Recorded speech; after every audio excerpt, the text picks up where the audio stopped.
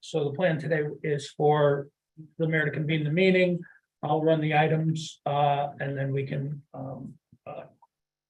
obviously the mayor can speak up at any point when he wishes to. So with that, Mayor, do you have any comments before we get?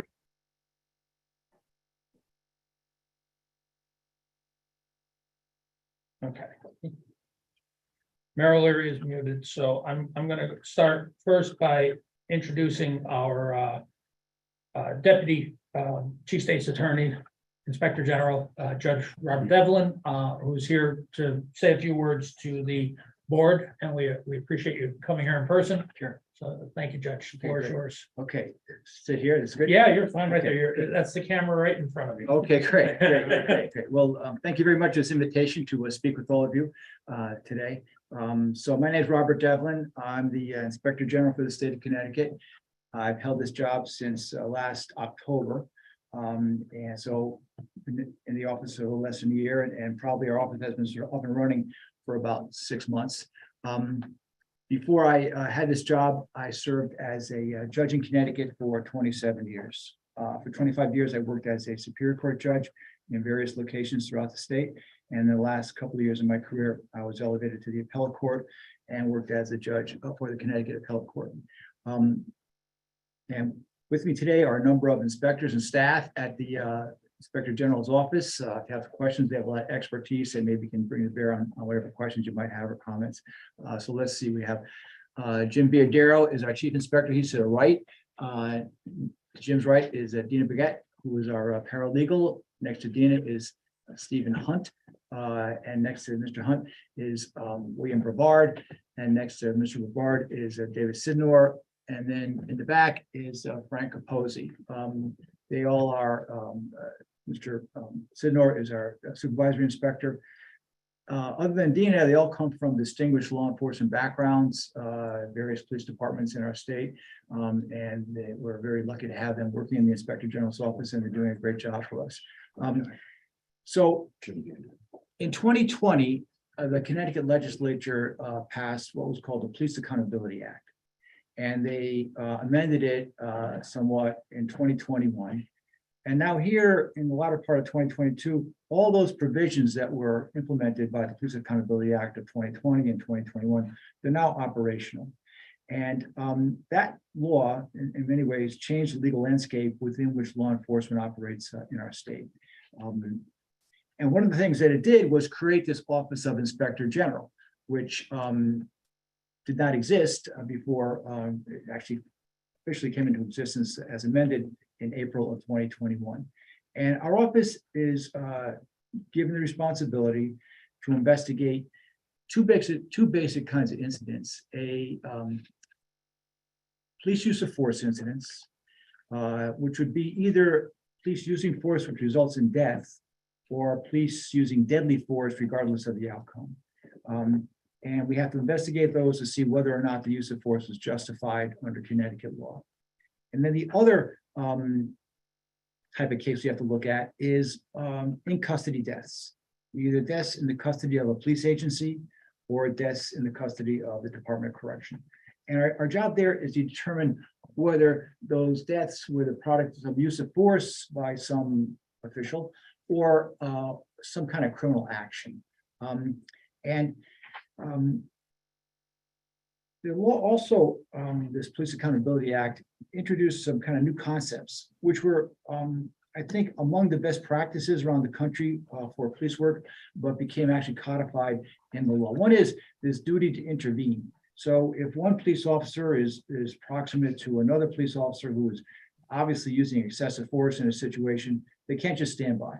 They now have an affirmative obligation to intervene to try and stop the situation. And if they choose not to do that, and a clear-cut case of excessive force, they themselves could face some criminal liability for their failure to act. The law also introduces some concepts to help people like me and the courts understand what is in sort of part and parcel of this idea of being justified. So the objective here is to determine whether a police officer's use of force was justified under the law. And the standard there is whether or not it was objectively reasonable. What the police officer did objectively reasonable under the circumstances. And the law appropriately gives a fair amount of deference to police officers, recognizing that they act in split-second situations, that they're dangerous, that they're tense, that they're unpredictable. All that's figured into the sort of law, and it, I think, appropriately gives deference to police officers' decision-making.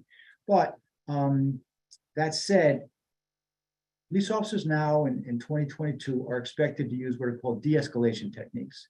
So if they come upon a situation and there's an opportunity to maybe address a situation with some tactics other than using force, they're expected to try those, provided it's safe for them, safe for the subject, safe for the public. But if they can control the situation, they're expected to use some de-escalation techniques. And there's also this idea of what is called police-created jeopardy, in the sense that police officers may make tactical decisions that make matters worse, in a sense, that sort of make the use of force almost inevitable, whereas they made some different decisions, it might, avoid that situation. Those are things that we're directed to consider. So when we took office, we inherited 9 cases that were under investigation. And most of those, not all of them, most of them have been completed. There have been 5 new officer-involved shooting cases that we have added to our inventory case we have to consider. We've had 2 in-custody deaths in police departments in Connecticut that are under investigation, and there are about 60 deaths in the Department of Correction that we are reviewing. We've issued 4 reports. Actually, report is our 5th one, got issued this morning. It went out at 9:30 this morning. So we've issued 5 reports, and so we inherited 9, added 5. We're pretty much at the same kind of level of inventory cases, but it's we see, I think, a couple of things that actually have surprised me in our work, and I'm going to ask Chief Inspector Biodero to talk to you in just a second. But the number of in-custody deaths seems to me to be, I didn't expect that many people to die in custody in Connecticut jails. I mean, 60 people seem to be a lot. We examine those, many of those are for natural causes. People get the same sort of things that affect them in outside the correctional system. They have cancer, they have heart conditions, they have things like that result in their deaths. We have some drug overdoses. We have some suicides. It's a mixed bag of situations on that.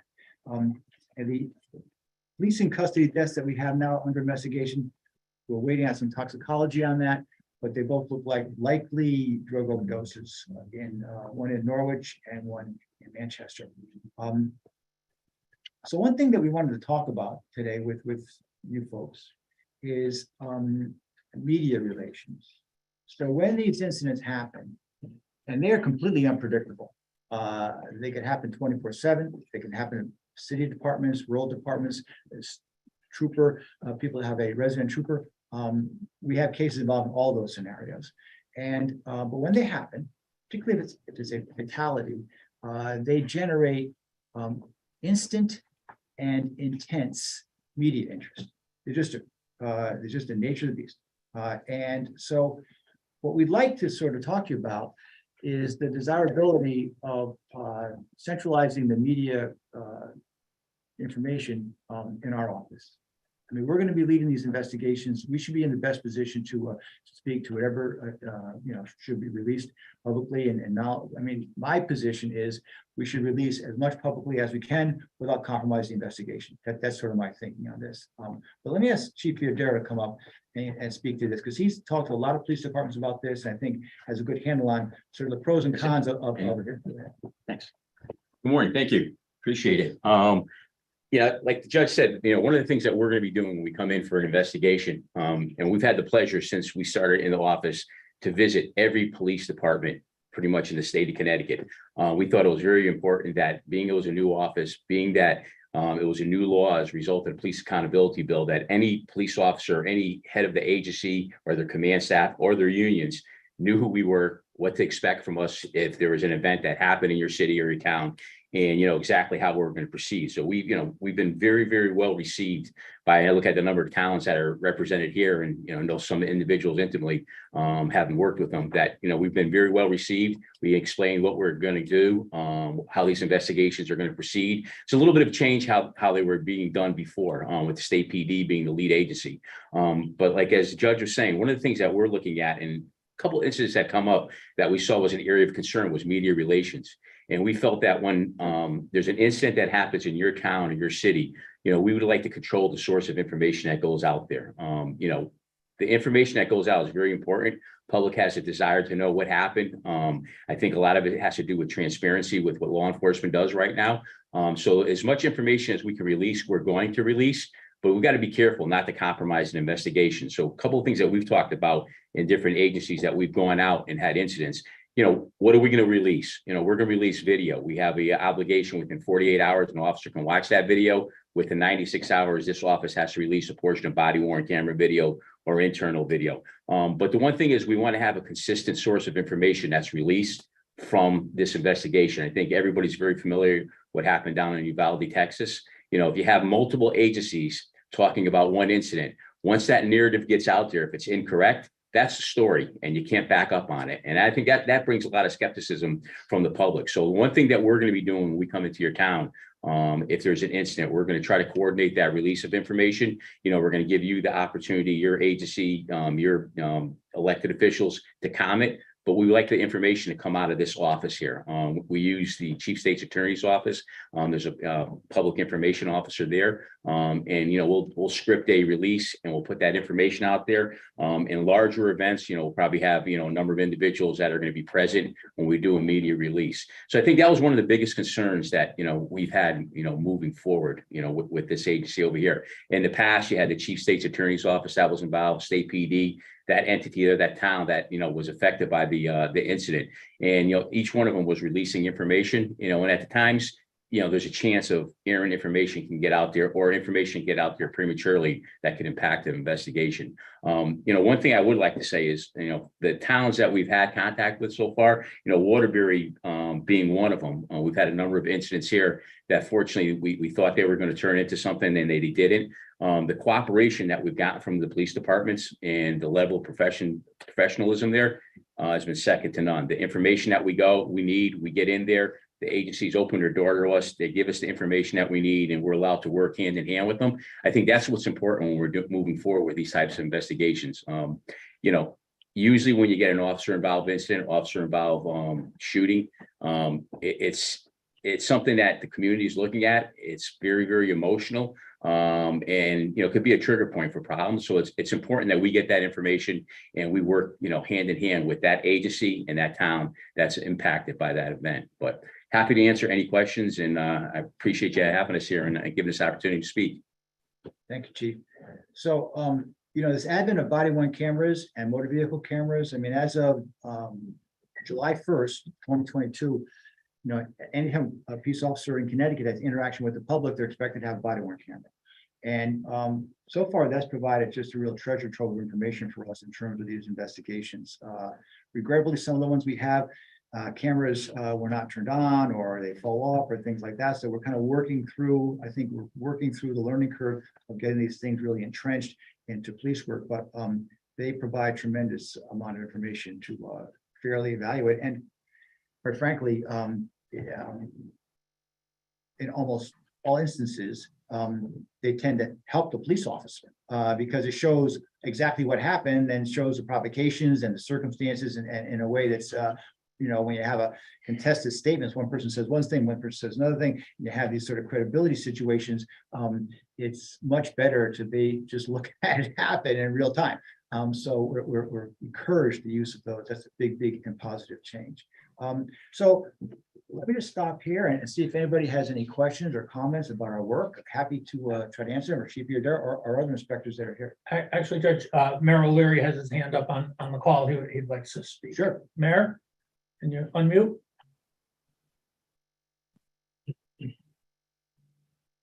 Can you hear me okay?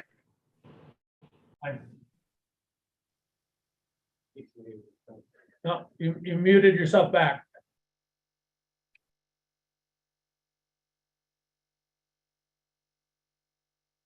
How about now, Rick?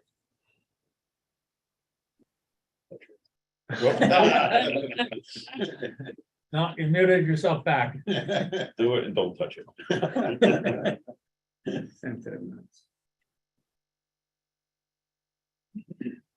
I think we lost him. Okay. All right, well, while we're waiting for the mayor, to get back on, Richard, let me come, when he comes in, if anyone online or in the room has, yes, if anyone, online or in the room has a question for the judge or chief or staff, please just, raise your hand, let us know. We're gonna recognize first, Mayor of Prospect, Bob Chatfield. Mayor? Yes, sir, Your Honor. It's always been my policy, and I've been doing this for a few years. Because we are a resident trooper town, I always defer to the state police and or their PIO. Is that still acceptable? Well, I think I would prefer you would simply say if it was an officer involved shooting incident that the Office of Inspector General now has a statutory responsibility to investigate this case. They work with the state police, but refer the immediate inquiries to our office. I think that'd be a better approach because we're going to be the ones doing the we're going to work with the state police in terms of their crime scene bans and their evidence gathering, where it's going to be a collaborative effort. But in terms of the actual investigative work, we're charged with that responsibility. That's why we have these inspectors to do this work. So, I mean, obviously, you make your own decision, but our recommendation is that you would say, look, this matter happened. We brought in the Inspector General's office. They had the statutory responsibility, and we refer all immediate inquiries to their office. That we just think that's the best way to go. Okay, I understand, sir. So then it's just any other thing other than an officer involved shooting, I could still say that we refer. Yeah, for sure. Absolutely. I mean, if it's a All right. burglary or a robbery, absolutely, for sure. Yes. All right. Thank you for your time, sir. Hi, Rick. It's Mayor O'Leary. Can you hear me now? Yeah, Good. you're perfect. I apologize, guys. I'm on my way to Cape Cod for a family wedding, and I couldn't be there in person. And I'm also having obvious technical difficulties. First, Judge Devlin, I just want to thank you so much for being here this morning with your chief inspector and your inspectors. And I was able to hear your presentation as well as Chief Villadero's. And I can completely relate to what you're saying as far as the communication process. I think the failings of law enforcement agencies around the country and collaborated reporting between the agencies has caused an awful lot of anxiety in this country, and unfortunately had a negative impact on the police officers who protect and serve the most. So having said that, I am really looking forward to working closely with you. I know you've worked closely with Chief Spagnolo already on your concerns as far as communication and things along those lines. I think the idea of addressing the 19 towns and the NVCOG is a great idea. I'm hoping you're going to do that across the state like you did with the visiting the individual police departments as well. I think the town managers and first selectmen and mayors really need to hear your message, and I, for one, am grateful and looking forward to hearing and working together.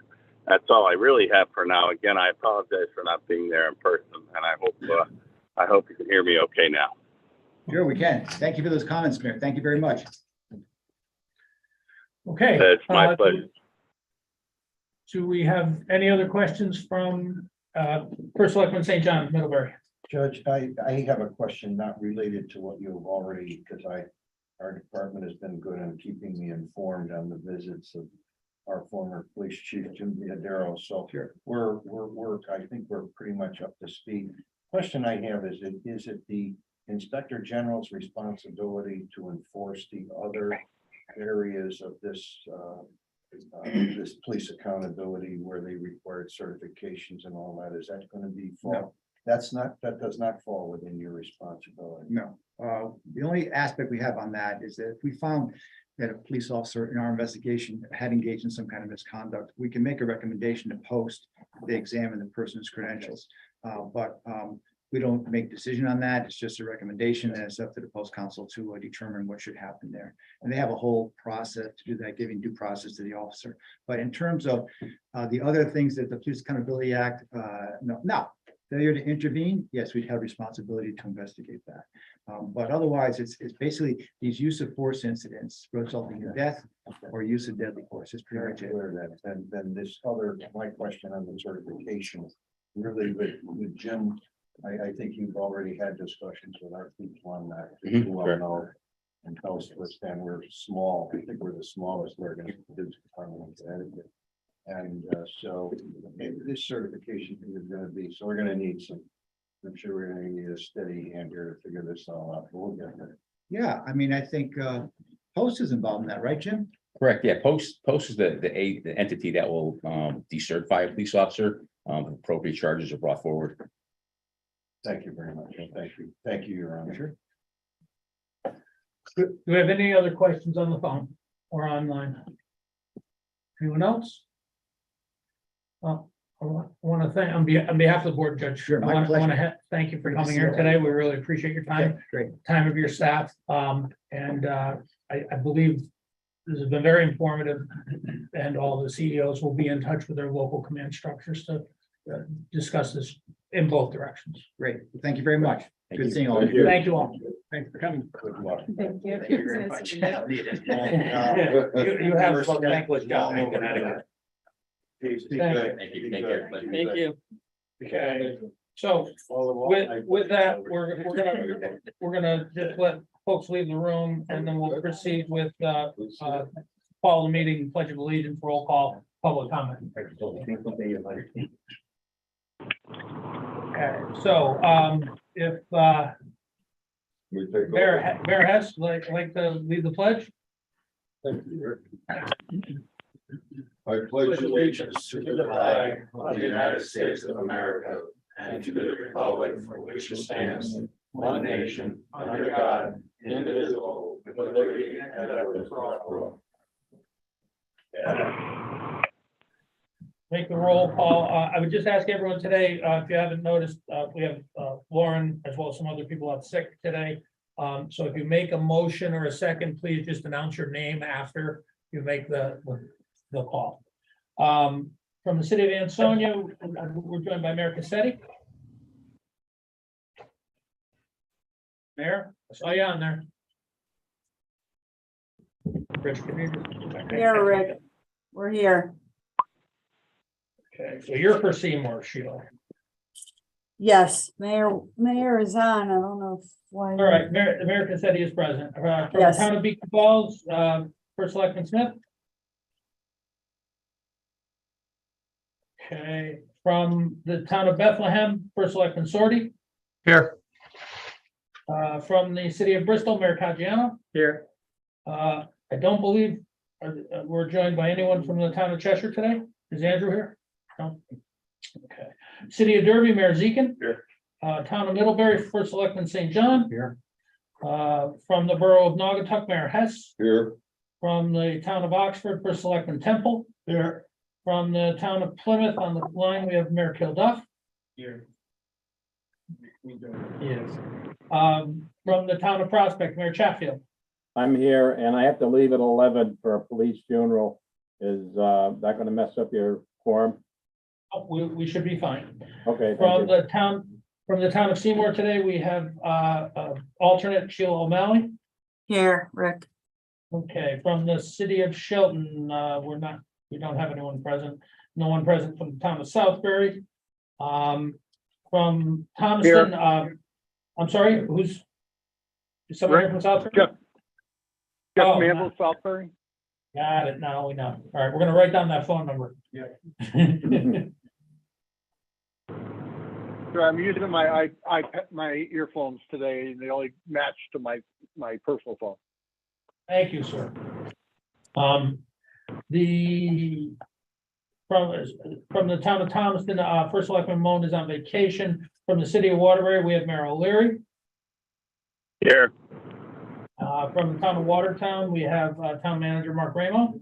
Here. From the town of Wolcott, we're joined today by proxy for Mayor Dunn, Marwin Gonzalez. Present. Yes, sir. And from the town of Woodbury, William Agresta, the alternate, I believe is with us today. Mr. Agresta? He is on the call, so we're gonna mark him as present. So there is a quorum of both boards present and available today. We're also joined by John Fields from DMS Region, the Dennis Region 5. Rick, Yeah. Mayor Kilduff here from Plymouth, just to let you know I'm on. You may have gone through roll call, you passed Plymouth, but I had to log back in, so I am here. Thank you. Thank you. We have John Fields from Dennis Region 5 with us today. We're also joined by Sarah Rodasky from the Connecticut DOT. And as well, we have a new visitor joining us today, Jonathan Farino. I'm not sure, do you pronounce it Farino, Jonathan? From Eversource. Yep, that's correct. Thank you. Farino or Farino? Ferrigno. Okay, and Jonathan is the new person taking Hetty Ayer's position. We all know Hetty has left Eversource and is with Waterbury Promise now. Okay, so as I said, there's a quorum present for both boards. I'm gonna move on to the MPO meeting, Mr. Mayor, with your permission. So the voting members here are the 15 members in the Central Naugatuck Valley MPO area. The first item is Kevin Ellis. We have lots of tip amendments today, everyone. So we're going to do this one, and we're proposing to do this one in a single motion. But if anyone should indicate that they want to vote on them separately, you can certainly do that. So with that, Kevin Ellis. Yes, thank you. Good morning, everyone. So yes, we have a lot of tip amendments, but these are bundled into 5 different projects. The first project is a 0174-0462 bridge deck preservation. This will be utilizing a mix of federal and state funds for bridge preservation involving stripping, patching, and new membranes along I-84 eastbound and westbound in District 4. The bridges located in the CNVMPO are in municipalities of Southbury, Middlebury, and Waterbury. Total cost of $15.3 million, with federal contributions totaling $13,770,000, state contributions of $1,530,000 and no local contribution. The next 3 projects are for various DOT programs. The first one is the Asset Management Group. This is located at DOT to enhance the CTDOT Asset Management Program. The total project cost will be $3,140,000, with federal contributions totaling $2,512,000 and state funds totaling $625,000. The next state project is for the Bridge Management Group, the same idea. The total cost will be $2.4 million, with federal contributions totaling $1.9 million and state funds totaling $480,000, no local contribution. And the last one of these groups is the Pavement Management Group, same idea for pavement. The expected total cost will be $2.4 million, with federal contributions totaling $1.9 million, state funds of $480,000 and no local. And then the last project is for the TA program. Connecticut DOT is adding a new project to provide funding for Connecticut DOT and Connecticut DOT Consultant Liaison Engineer program to program federally eligible engineering activities associated with the administration and oversight of the Federal Transportation Alternatives TA program. The total cost of all of this will be $3.9 million, with federal contributions totaling $3.1 million, state funds totaling $780,000 with no local contribution. So I will take any questions if you have them. Thank you, Kevin. First, on behalf of the chair, I would entertain a motion to adopt CNVMPO Resolution 2022-15 to approve those tip amendments. Bob Chatfield, so moved. Motion by Mayor Chatfield. Is there a second? Second, Sheila Seymour. Second by Sheila O'Malley on behalf of Seymour. What? Oh, no, you cannot. Okay, Seymour. Yeah, only CNVMPO Got it. towns. Sorry. Can I get a second from one of the other, from First Selectman St. John of Middlebury? We have a second. Discussion. Any questions? Anyone? Okay, hearing no questions. Motion to approve the vote to approve the motion as presented. All in favor? Aye. Aye. Aye. Opposed? Aye. Any abstentions? Motion carries unanimously. Next item is Josh LaCar with corridor study updates for the MPO. Josh? Sure. You have today a very long agenda, so I'm just giving you coming attractions, and we will present these two studies in somewhat greater detail at your October meeting. So basically, as a quick summary, both of these represent an outgrowth of the lean process that NVCOG staff leadership engaged in with the Connecticut DOT to more closely link and fast track the progress from our planning studies to design and construction projects using state and federal funds.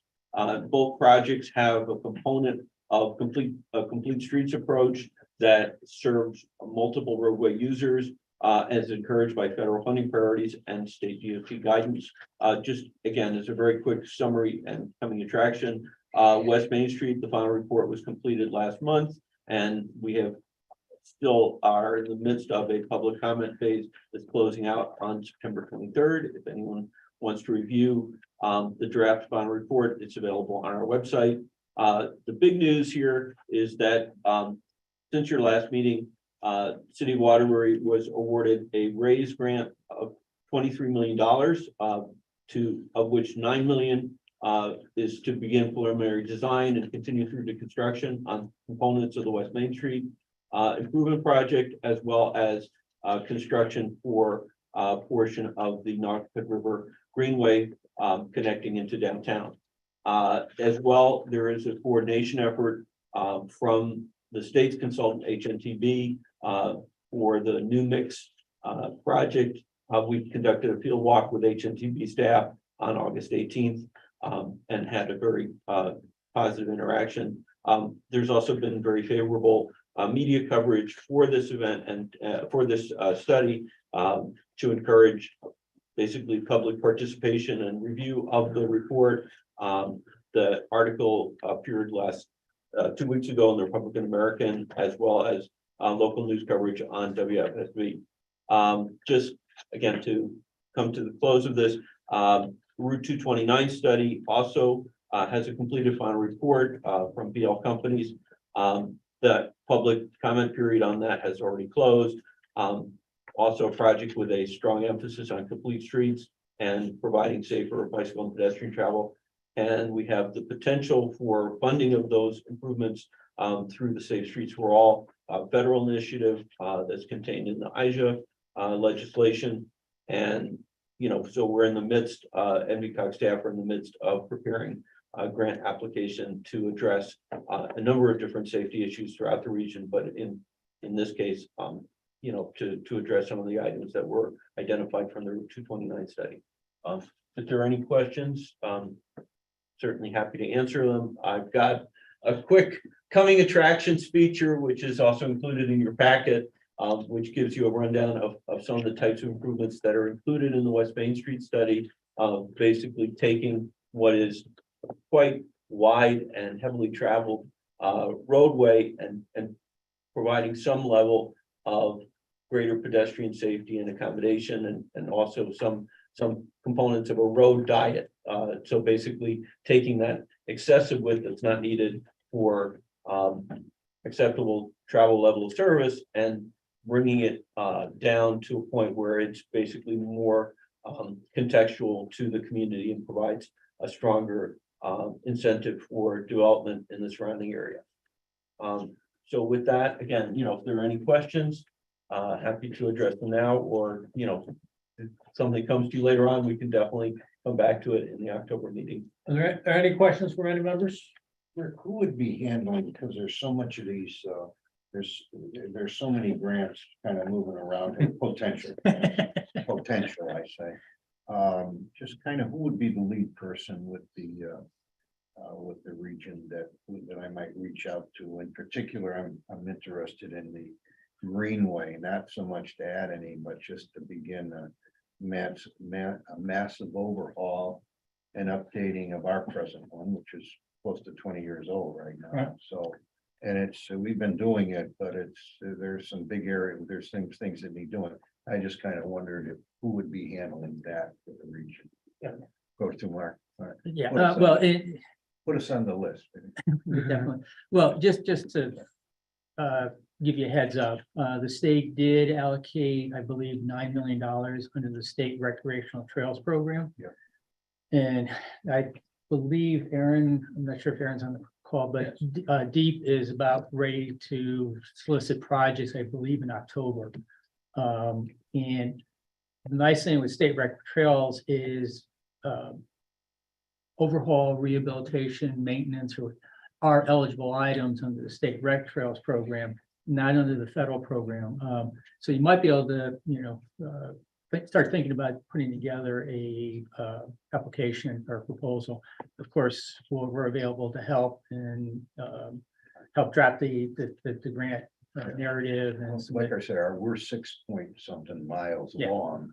And it's beginning to get to the point where Yeah, we some need to work do needs- some yeah. updating and signage and all kinds of It- things. So it- they're done at the time right, but for and for anybody that's building these greenways and doing them, I just want to caution you that the maintenance on these things is not for free, Mayor.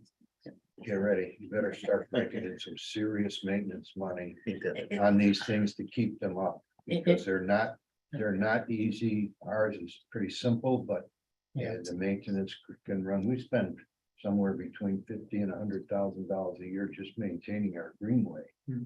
And that's using our own people to do all of that work. So but the answer to your question is Mark is the lead contact until he retires. But he will be, That's all I needed. he will be going part-time. I'll just take the opportunity. He'll be going part-time, beginning, January 1. Don't worry, you just added another year. You gotta. No, because Josh LaCar is the planning director and he's the person you're gonna be going to in the future. So either one of them. Any questions on Josh's presentation on the 2 corridor planning studies? Any questions? Hearing none, no action. Make a motion to approve. Yeah, there's no action required. Thanks. Okay, thank you. Um, And I'll so, move to approve the minutes. so it's a motion by Mayor Chatfield to, under item 3A, to approve the minutes of the June 10, 22 CNVMPO and NVCOG meeting. Second by Mayor Hess. Any comment, discussion? All in favor? Aye. Opposed? Aye. Aye. That's all in favor, correct? Right. All right. Chair, here's no opposition. Motion passes. Minutes are approved. Approval of the minutes of the August 24, 22 NVCOG special meeting. Can I get a motion for approval? No move. By First Selectman Temple, second Second. by Mayor Hess. Any discussion? All in favor? Aye. Opposed? Abstentions? Motion passes unanimously. Item 3C, approval of agency financial reports and summary for period ending 6/30/22. This is the year-end report. I'm gonna turn it over to Mike Springle, Finance Director. Michael. Thank you. So this is the unaudited year-end report for June 30th, 2022. It did go out in your agenda packet earlier this week, so hopefully you had enough time to review. As you recall, the board did adopt a deficit budget of about $103,000 prior to the start of the fiscal year. But we were able to finish with a surplus of $14,447. We did perform on target for our major funding sources. We did underperform on some of our smaller programs. That was part in having 2 vacant positions in the budget staffing plan that hadn't been filled. It is important to note in the revenue number, it includes about $20,000 from our fiscal year 2021 audit, the indirect cost recovery. Yeah, I'm still, I'm in the meeting at Town Hall. I went there first thing. Go on, Michael. Yeah. We underbilled because our indirect cost rate became higher at the end of the year than what we bought for. So that's the additional funds from that. Okay. And then, can you go to the next slide?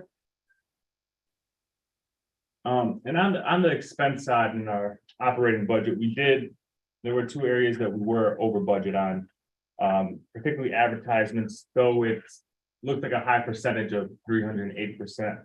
It's only 1% of our overall budget, primarily because of the increased focus on public involvement and community engagement. And then we did overexpend on professional services, particularly legal for Town Dam, though we did expect it. It's about $50,000 over what was in the initial operating budget. At this time, I would welcome any questions or interviews. Any questions regarding the year-end budget projection? So, Michael, the auditors starting when? The auditors will be in next week. So pending the audit, it's a projected $14,000 surplus for last year. And I just want to commend Michael for the work that he's done on this, because we started the year with an adopted budget of $103,000 deficit and ended up in a very good position. So I appreciate that. And I'm sure all the board members do. Thank you. We're going to do the first quarter report for the current fiscal year at the next meeting. Is that correct, Michael? It'll be July and August, so. Right, July through August, okay. So, motion to adopt the NVCOG financial report and summaries as presented for 2022. Make that motion. By First Selectman St. John, second by Mayor Hess. Any discussion? All in favor? Aye. Opposed? Motion passes unanimously.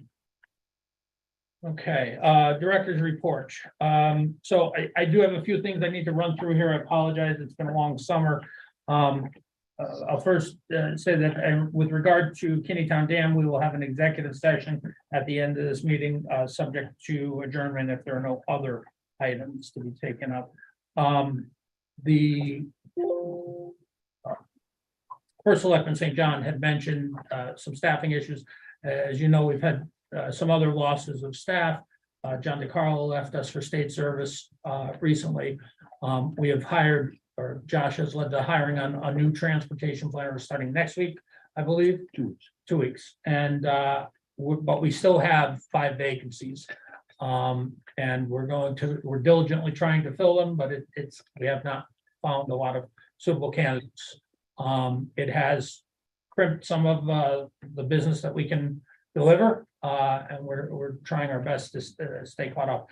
The position, John's position, which is going to remain regional policy and municipal services, we're going to change it a little bit.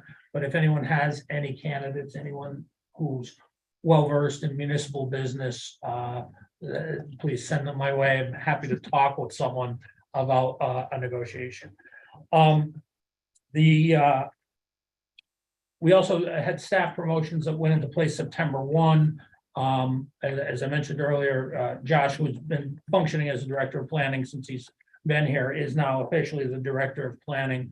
Mark is currently still the deputy director until December 30th, and we promoted Rich Donovan to transportation planning director. So that's where the duties are sort of getting split up, and Mark and I are going to be meeting in the next month to discuss the specifics of his assignment after the end of December.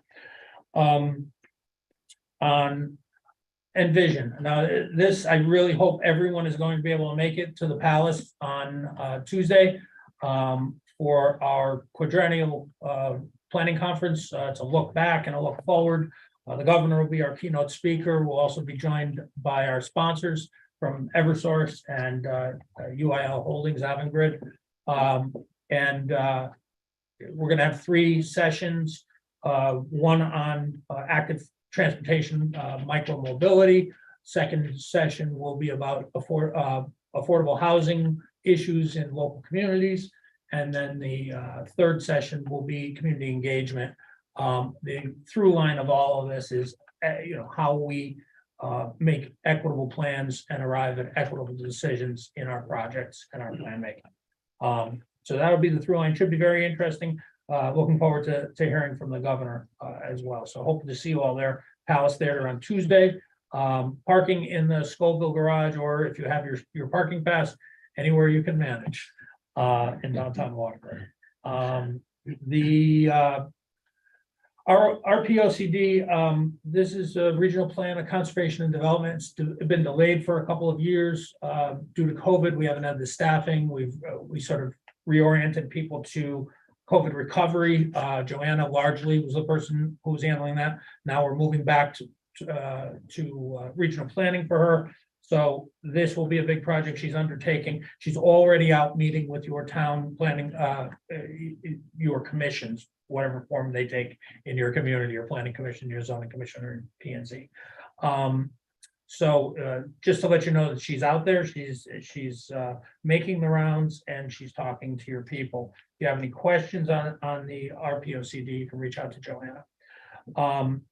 Finally, we have a DBE plan update. This is our disadvantaged business enterprise plan. We need to update this every 3 years according to federal statute. So this awards a fair share of contract opportunities.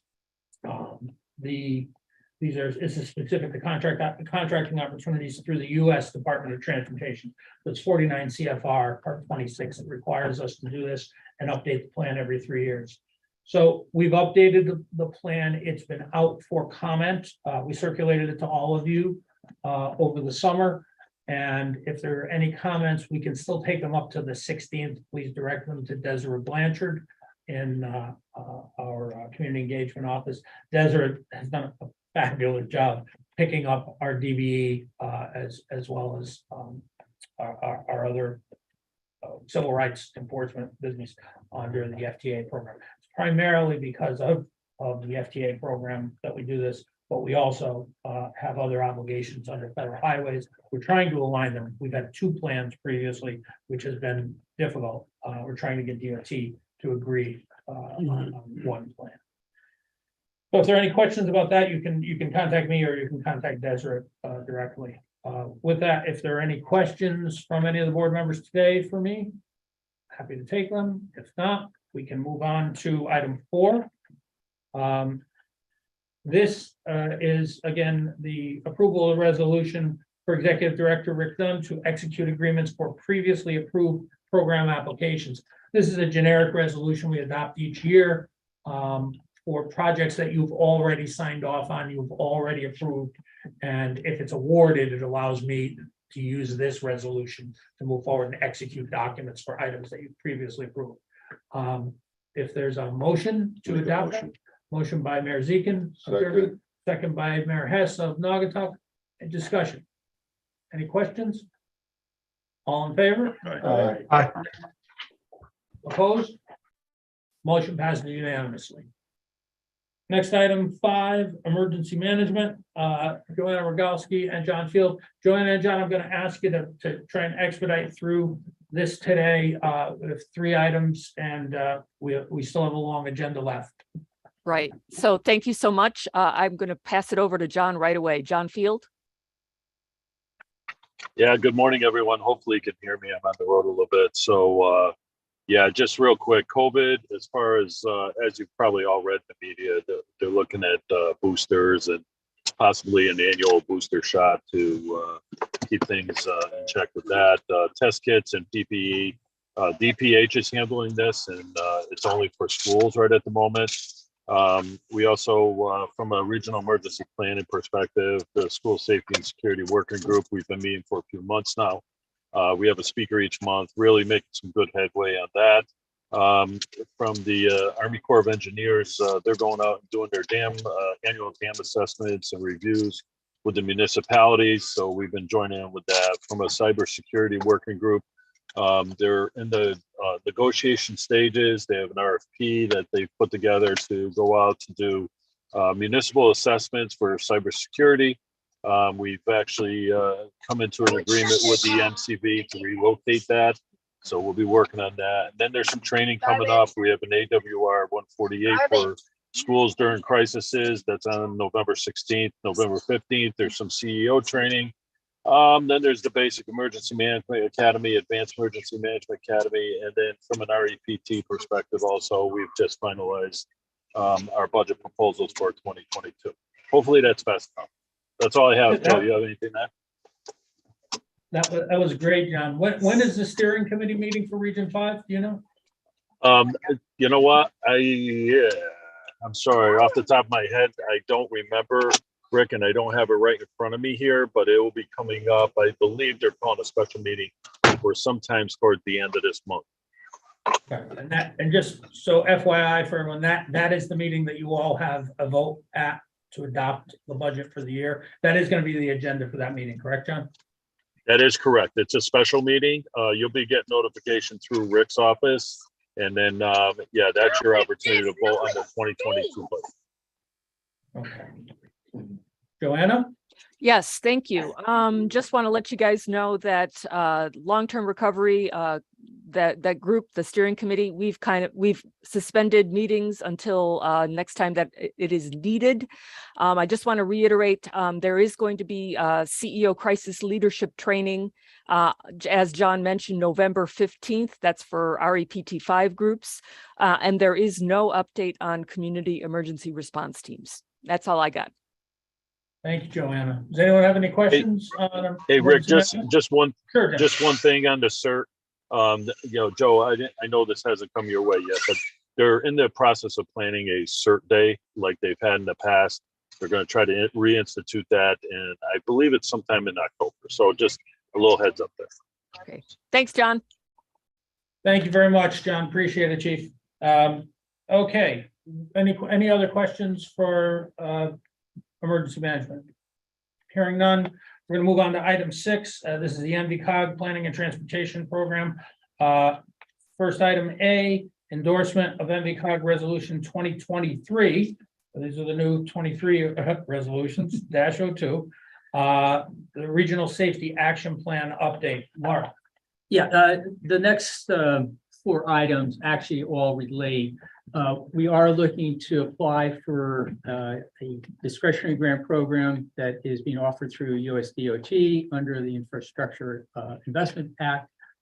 And it's to create a regional safety program to implement various low-cost projects to reduce fatalities, serious injuries, especially related to vulnerable populations, bicyclists, pedestrians, and also make some adjustments at intersections that are signalized.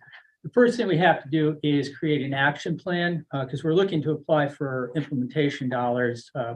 And we do have a regional transportation safety plan in place, but doesn't quite meet federal regulations. So we're adopting some addendums that we can put into the plan to be in compliance. And these are the items that we're going to be looking at: updating the crash data, endorsing a Vision Zero goal, endorsing a complete streets policy, updating the list of safety projects, engaging communities and stakeholders to better understand safety issues, and then ensuring that we have equity in the investments in underserved areas.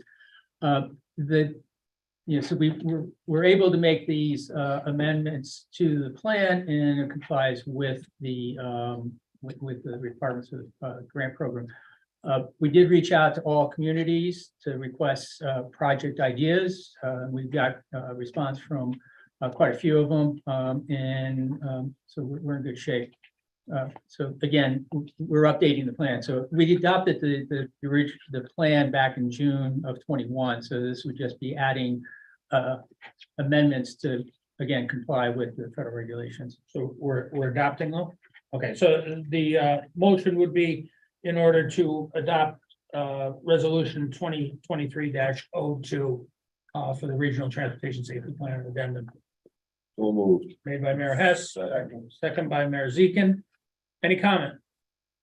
Discussion? All in favor? Aye. Opposed? Abstention? Motion passes unanimously. Item B, endorsement of NVCOG Resolution 2023-03, Complete Streets Policy. Mark Nielsen. Yeah, and again, as part of the Safe Streets for All program, the region does have to adopt a complete streets policy. And complete streets just basically means trying to accommodate all users in our road network, not just motor vehicles. Instead of us creating our own, we're asking the board to endorse the state policy that was enacted back in 2024. 2014, thank you. Yeah, my phone. And basically, the state policy says the same thing, that, you know, we would consider the needs of all travelers, you know, in all projects. And so that would meet the requirement for the Safe Streets for All program. Okay. The resolution would, you know, to be adopting, you know, to endorse the state DOT's police streets policy. So on behalf of the chairman, can I get a motion to adopt? By Mayor Zekin, second? Second by First Selectman Temple. Any discussion? Questions? All in favor? Aye. Opposed? Motion passes unanimously. Item C, endorsement of NVCOG Resolution 2023-04. This is the Regional Vision Zero statement. This is part of what Mark identified in the first plan adoption. This is one of the elements, and I'm going to turn to Rich Donovan for this. Yes, so in support of this application, we do need to make a commitment to achieving 0 deaths and serious fatalities on a roadway and set a date to do so.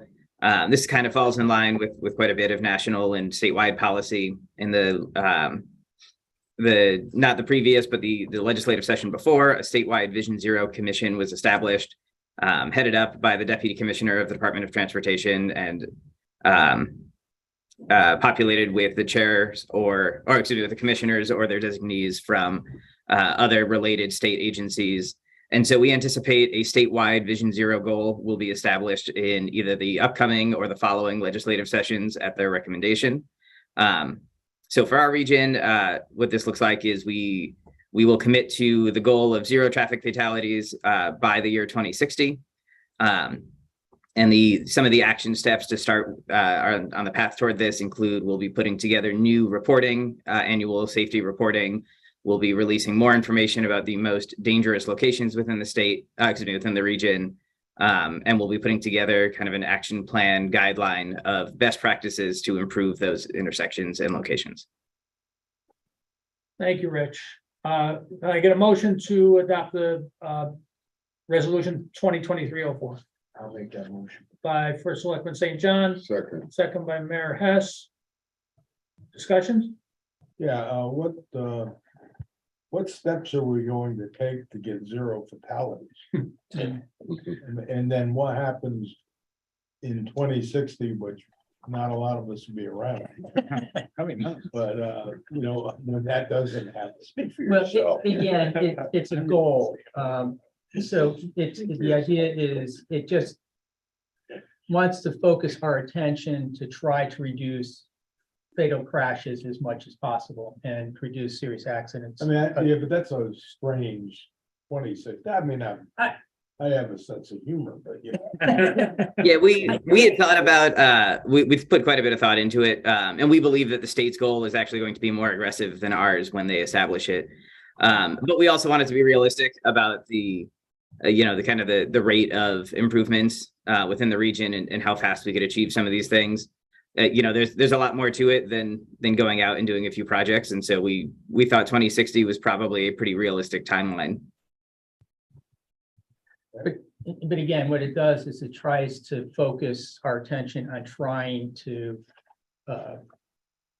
implement things that will help reduce crashes through education, through better signage, better pavement markings, better crosswalks. I mean, I agree. It's almost unrealistic that crashes just happen sometimes, we can't prevent everything. But again, it's something that we're trying to set a goal for, and it's aspiration. Yeah, and a pretty critical tenet of Vision Zero is that we know that crashes will happen. And so the goal is to design the transportation system to minimize the damage when they do. The key part of the Vision Zero, the overarching Vision Zero concept is that drivers will make mistakes. We know they do. We know it certainly happens all the time. And so the goal is that when those mistakes get made, rather than being fatalities, they become minor injuries or ideally no injuries at all. That's why we have roundabouts, Mark, right? That's right. Roundabouts is actually a very good Perfect. countermeasure, Right. reducing conflicts, reducing speeds. I was going to say, technology is evolving at such a rapid pace.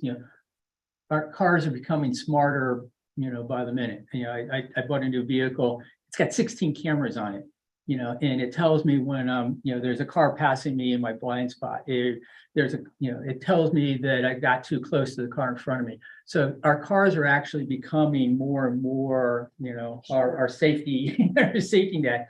And that technology is just going to continue to grow as cars become more interconnected and autonomous. Yeah, it's they're going to hopefully reduce a lot of the and like Rich says, the idea is to reduce the severity. It may not prevent all, but it may slow us down enough that when we do have a crash, that it's at a slower speed, so the damage is a lot less. So. As Rick said, it is aspirational. I think if we do work on this, the next thing we should address is world peace. Okay. All right. We're on it. I'll second that motion. So, are there any other questions on this motion? With that, all in favor? Aye. Opposed? Motion passes unanimously. We're now on item D, endorsement resolution 2023-05. This is actually the first of the large grant applications we'll be applying for under the new federal infrastructure bills. And it's due next week. Yeah.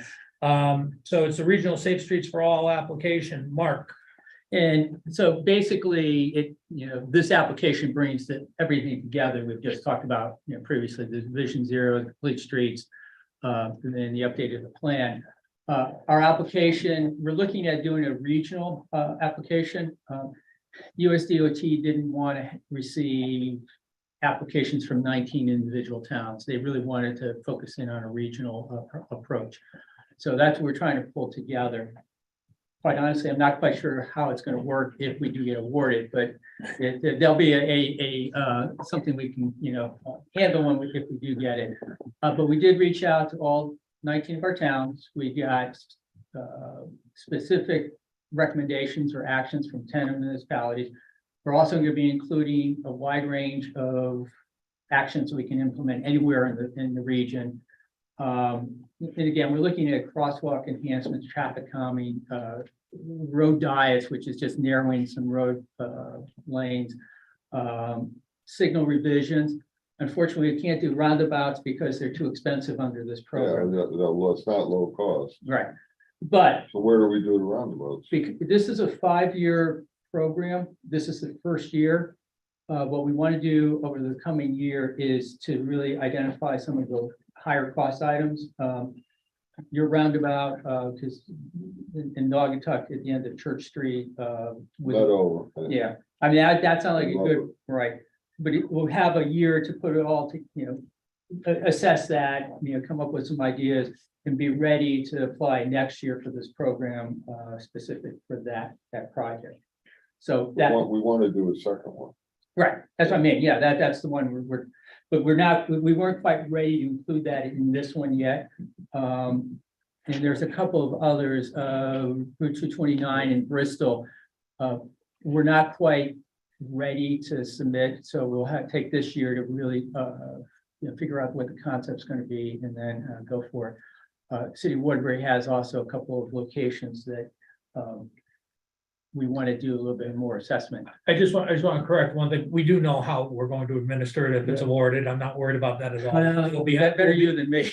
We'll be hiring a consulting engineer to run the program under our supervision centrally here and work with your town engineers on implementation of various projects. Yeah, because again, individual projects will probably be the responsibility of the town, but will be the conduit of the federal dollars. Yeah, we're gonna try and run it much like the LOTSIT program, except we're gonna have to do the compliance here. Right.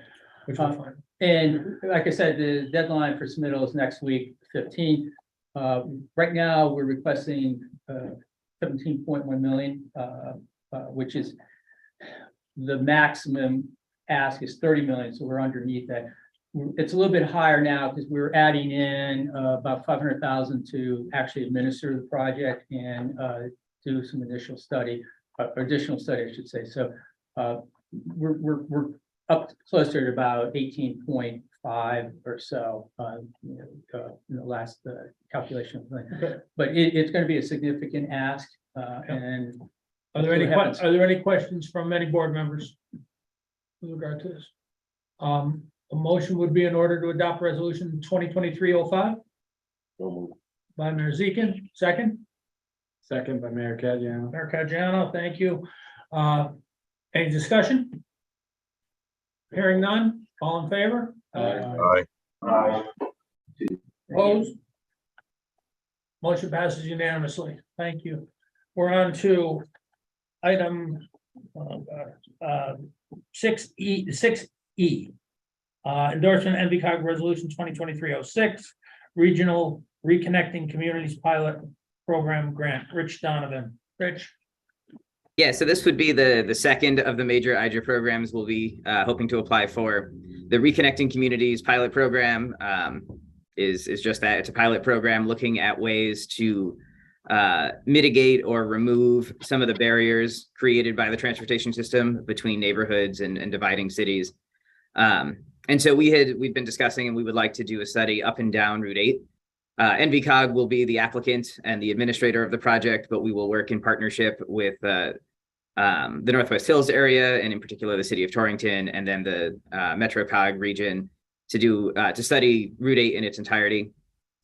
We've had some conversation with the DOT about this as well, and it seems as though they'll be in support of this. We'll kind of coordinate some of this work with the new mix work happening here in Waterbury as well. And so this application is due on October 13th. We are asking for 800,000 in federal, and we'll be able to hopefully be able to move forward with the 20% match, the 200,000 coming from the DOT.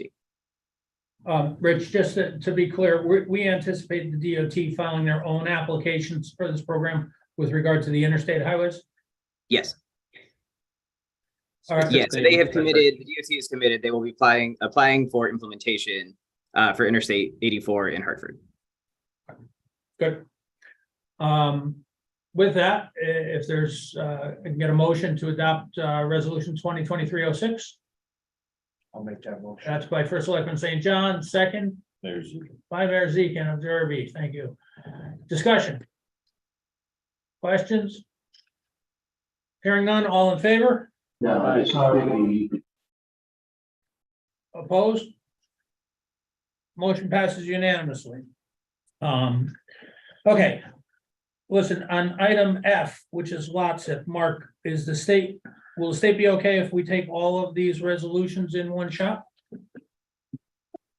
They're separate resolutions, but the board will just act to adopt all of them in one motion. As long as we keep the resolutions separate. Yes. We can combine them all together. So I'm gonna ask Kevin just to go through the projects and the price increases for the 5 projects that we have. These are all either new projects or price increases for the lot zip program. Great, yes, thank you. Yeah. So the first project is for the Todd Road Bridge.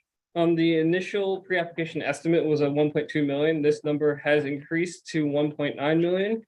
The reasons for this increase is due to new geotechnical information for the bridge, that location regarding bedrock. And then additionally, with the state of the economy and world events, prices have just increased substantially since we did the pre-application. On number 2. But the second one is for Watertown ADA sidewalks. It was previously approved at 1.63 million. Now it is 2.75 million. The reasons for these increases are additional, like I said, world events in the economy. In addition, we've gone through several design changes through us and the NVCOG and third-party review comments. The scope of the project has changed substantially with over 100 sites. So increased to 2.75 million. Is that a state road or a local road? These are 100 sidewalk ramp locations just throughout the town of It Watertown. includes both state and Okay. local. Yeah, but I thought some of the state requirements were Yes, driving yes. some of that cost. Yeah. Okay. The third one? So the third one is Hillside Avenue. This is a new project located in Naugatuck. This is along Hillside Avenue, located around Hillside Intermediate School on a hill. The current state of the road is deteriorating. The substructure is deteriorating with the brick pavers on top. So the total project cost will be 3.9 million, but the new brick pavers that the borough wants to install will be paid by the borough and not part of the lots of project. The lots of project will be doing the roadway reconstruction of the road. So the lots of grant application amount will be $2.242 million. Number 4. Number 4 is a Route 64 planning study in Middlebury. This will be the first lots of project in Middlebury. This will be looking at a new study along Route 64 between Glenwood Avenue and Route 63. The impetus for this is the 84 interchange project at Route 63 and 64. They want to incorporate, this study wants to incorporate more multimodal applications along the corridor. So this will be a planning study for $300,000. Okay, and number 5. Yeah, I'll take that. The last one is for the city of Waterbury to help supplement the implementation and construction of traffic signal upgrades throughout downtown. The city had been awarded a US DOT CMAC project several years ago. However, the funding or cost has increased over the years, and now there is not enough CMAC money to fully implement the project. So we're asking to allocate some lots of funds to fully fund the program. So it's not a new project per se, it's to help supplement an existing federal aid project. Okay, and the amount? That we're at, right now, we're the lots of requests will be 2.5 million. Okay. And before voting on this, we maintain a financial plan for the lots of program, and looking at our projected allocation and how much we're receiving, and all these increases would fit into our finance plan. And the other, under the new infrastructure bill that was passed in November, the amount of money that was being provided under this surface transportation program was increased, and that's what our lots of allocation is sort of indexed to. So we'll be receiving additional lots of money in the next over the next 5 years. So not quite sure exactly what the amount is, but it could be $1.5 to $2 million increase each year. So again, that will allow us to meet this obligation. Okay, I want to be a little unorthodox on this one as well. Are there any questions on any of the individual projects? Does anybody have any questions before I state a motion for adoption? Sure. I have a quick question too, and this came to me through my public works director, who was the subcommittee meeting. I love the part that you talked about, that we have a greater financial ability to do this. It's under my, and I want to get it from the horse's mouth here, that we might have changed some rules a little bit to. Yeah, we had the other thing we should mention too, this was all reviewed at the TTAC meeting, and the TTAC recommended adoption or approval of all these projects. But Ray did, express a concern, because we do have a policy in place where to try to make sure that all towns have sort of a fair shot at getting some lots of money. We sort of have indicated a limit of 2 projects, active projects at a time for one town. And in this case, with the Waterbury case, yeah, it technically would be a 3rd project. Yeah, but I just want to clarify that. That's a TTAC policy. That is not an NVCOG policy. The TTAC board has operated under those rules. Right. The NVCOG board is not constrained by those rules. But just to explain that, again, this case for Waterbury is sort of a special case because it's not technically a new project. It's to provide supplemental funding. So that project is fully designed. They're going out to bid, I think, at the end of October. Without the lots of money, this project will basically wouldn't be able to go, because the city can't come up with it. So and we consider these kinds of actions on a case by case. And quite honestly, as I told Ray, a couple of years when you guys are doing your CMAC project, you may find yourself in the same situation where you're. I believe we're $1.2 million. Yes. At a deficit right now. And I just want to interrupt to say that Ray and Bristol was supportive of this. I'm new. I want to learn the rules. I want to make sure that when we come to NVCOG and ask for help, that we're in the right spot to do that. Yeah. It also, Isn't there an additional consideration that because we've been outperforming the other COGs in lots of projects, that the overall funding could have dried up if we weren't as aggressive as we have been, and that we've been encouraged to pursue projects? Is that still a I factor? think it's fair to say we've carried a large load along with maybe two other regions, and carried a large load of the debt authorization that the state has authorized for this program. It's a swap. They get the federal funds, we get the state fund. But the state has not increased their level of funding to match the federal level of funding since 2014. So we're having a meeting next month. yeah, when is that? It's we're having a meeting with Conduct to review our program and where it's at, what the funding needs are in the future, and what we should get. I'll also say you have to have a solid engineering team and a solid commitment, because these projects are a lot of work and very expensive on just the local share of the engineering costs. Yeah, that's for sure. And just to finish up with your question, Mayor, and I talked to Ray quite a bit, about this, and what we didn't want to, he was thinking that, well, he couldn't even apply for another project until one of his was already done. And I said, no, the idea was, we need to do a lot of that initial work, because it takes 2-3 years to get a project, concept, started, design and things in the application put together. So, I said, no, we don't want to delay that. You can submit the application. We just, we can't sort of initiate it totally until.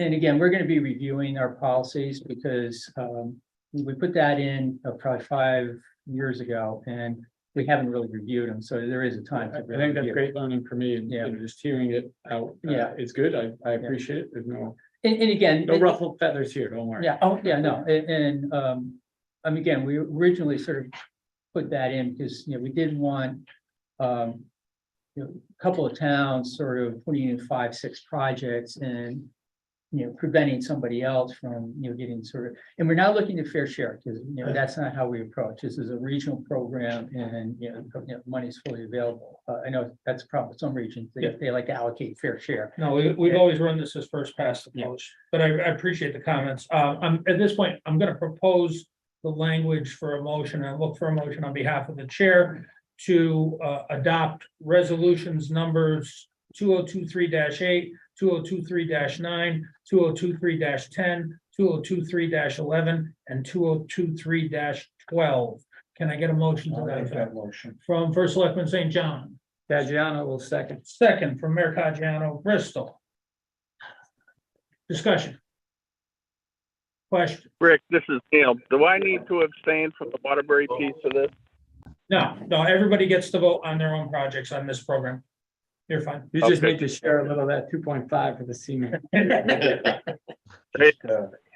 had a little humor today. I was honored today because it's the first time the town of Middlebury has ever. Which was noted. Been on the list to receive any. Is this the first time you've applied?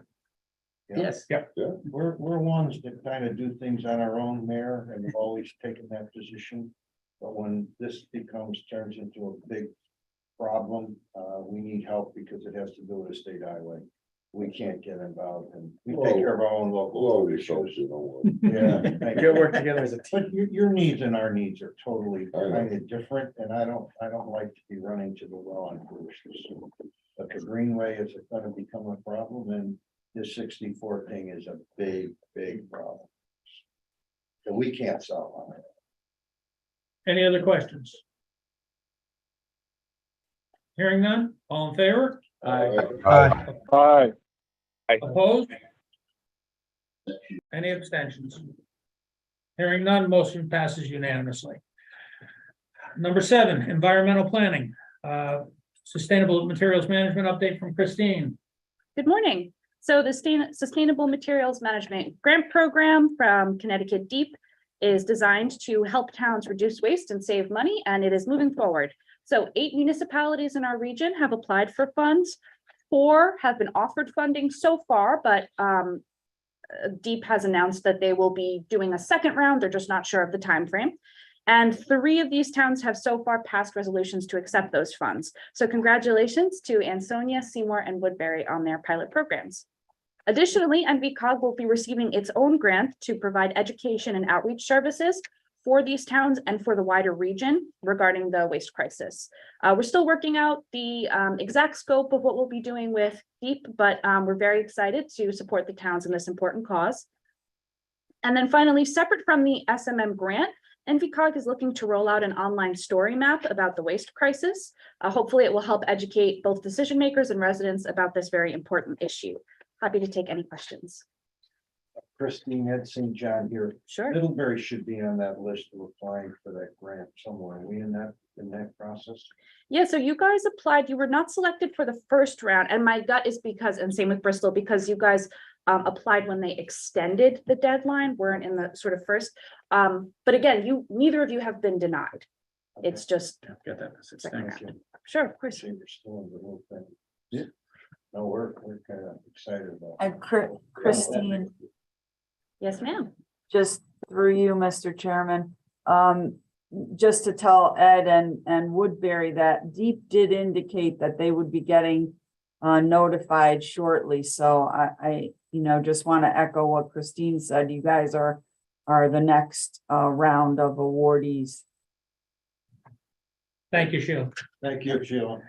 Okay. All right, any other questions on sustainable materials management? I think there's no action required. We can move on to item B, Soul Smart update. Christine. Sure. So as you may recall, Soul Smart is a Department of Energy funded program that recognizes towns and regions that promote solar energy development. Since this board endorsed participation in this program last fall, we've done a whole bunch of actions like created an online solar hub, which you see a little snip of there, that has resources for residents, developers, and municipalities. We have trained municipal officials, and we've published an interactive solar map of the region, which is really cool. So as a result, I have a visual aid. We are pleased to share that we have been awarded bronze status by SoulSmart. Furthermore, we're poised to upgrade to silver with the publication of our regional plan of conservation and development. So I wanted to congratulate the board on this accomplishment and say that this is just another thing that makes the Naugatuck Valley a wonderful place to live, work, and play. Thank you. Thank you. Any questions for Christine? Hearing none. We're going to move on to item 7C, the Brownfields update from Ricardo. Thank you. I'm going to be extremely brief. Included in your agenda package, you'll find a summary of all of our 16 brownfield projects. I want to say that they're all moving along very well. Out of those 16, we have 2 of them that will be making some tremendous progress within the next 30 days. That one would be 315 Mill Street in Waterbury. The LEP on that site has submitted the quality assurance project plan, and we anticipate EPA's approval within the next 10 days.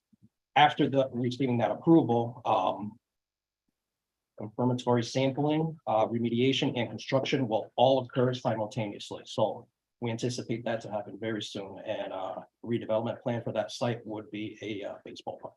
So that's good news for the south end of Waterbury. The other site would be 0 Andrew Ave in Naugatuck. So we're working closely with the LEP to complete the APCA and the CRP plan, which would, after that's completed, the community engagement process would start. As stated, we're working with the LEP closely to complete that remediation action plan and determine what the outcome would be for that site. If you guys have any questions on your brownfields, feel free to contact me. That's all I have for now. And when did you say when when you're going to start considering a revolving loan fund applications? We're going to start. We started analyzing all the applications that we have received thus far.